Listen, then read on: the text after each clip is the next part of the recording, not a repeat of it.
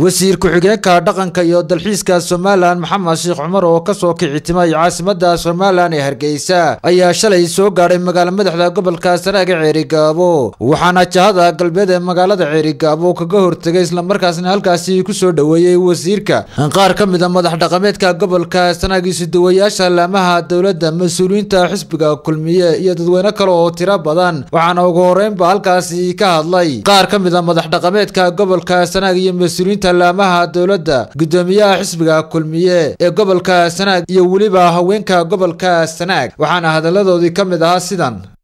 waxaan loo sharafahay inaan maanta ku soo dhaweyno gobolka Sanaag degmada Ceerigaabo wasiir ku-xigeenka wasaaradda dalxiiska waxaan ku leenahay wasiir waa dalkaagii ku soo dhawow waa magaaladii ay ku taalay buurihii iyo dalxiiska dhulkii quruxda badnaa ee wasaaraddu ay wax ka qaban lahayd waxaan leenahay wasiir laaskiil bay baratay sagaashan laaskiil baan ku geenaynaa haddii taariikh iyo loo baahan yahay in asaar iyo dhaqan la helo dhaqankiina waa dhulka ugu badan ee laga haystaa waa kugu soo dhaweynaynaa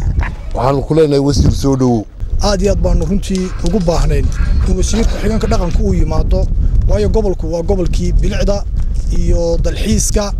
iyo aasaarta qadiimiga ay taallay ka xisbi ahaan iyo ka xukuumad ahaan iyo ka shacab ahaanba waxaanu ku leenahay soo dhawow soo dhawow soo dhawow waxaan ku leenahay mudane wasiir ku soo dhawow dalkaagii gobolkaagii waliba gobolka ku caan baxay dalxiiska ee Sanaag soo dhaweynaynaa wasiir ku-xigeenka dhaqanka iyo dalxiiska waxaanu leenahay ku soo dhawow caasimadda gobolka Sanaag kuleenay wasiir soo dhawow dalkaagii iyo degmada Ceerigaabo wasiir ku soo dhawow Ceerigaabo waa meel dalxiiska ku qurux badan waad arki doontaa way u baahnayd inaad inta nooga soo dheeraysaan baanu jeclay laakiin maanta hadda timi aad iyo aad baan ku soo dhawoonaa bilow tawfiiq ugu dambeyntiina waxaa halkaasi ka hadlay wasiir ku-xigeenka dhaqanka iyo dalxiiska Maxamed Sheekh Cumar oo ka xog waramay ujeedada safarkiisa sidoo kalena wuxuu tacsi u diray dad ku dhintay dagaal beeleedyo ka dhacay degmada Darweyne ee galbeedka gobolka Sanaag waxa weeyaan safar booqasho ah oo ahaa inaan u kuur galo xaaladda wasaaradda dhaqanka iyo dalxiiska ee gobolka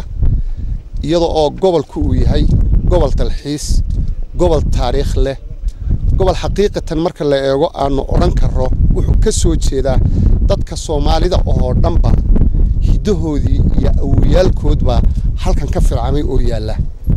sida markay tahayna maqaam sare ayuu yeelanayaa ka tago runtii waxa jirta arrin aad qalbigayga u xanuuninaysa oo ah shaqaaqooyinka ka dhacay shalay meelo kamida gobolka waxa weeyaan shaqaaqadaasi mid marnaba la idinka filayay ma aha waxaan ugu baaqayaa dadka dhibaatooyinkaas iyo mashaakilkaas abuuraya iyo cid kastoo ka dambaysa in ay ka tanaasulaan oo arrinka ay faraha ka qaadaan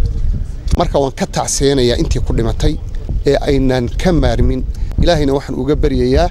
inuu jannadii firdowsa ka waraabiyo dambi dhaafna siiyo inta dhaawacantay waxaan iyadana muxuu ahaa ilaahay uga rajeenayaa oo uga baryayaa in ilaahay uu caafiyo Yusuf Cabdi Xasan Cadde telefishinka caalamiga Universal magaalada Ceerigaabo.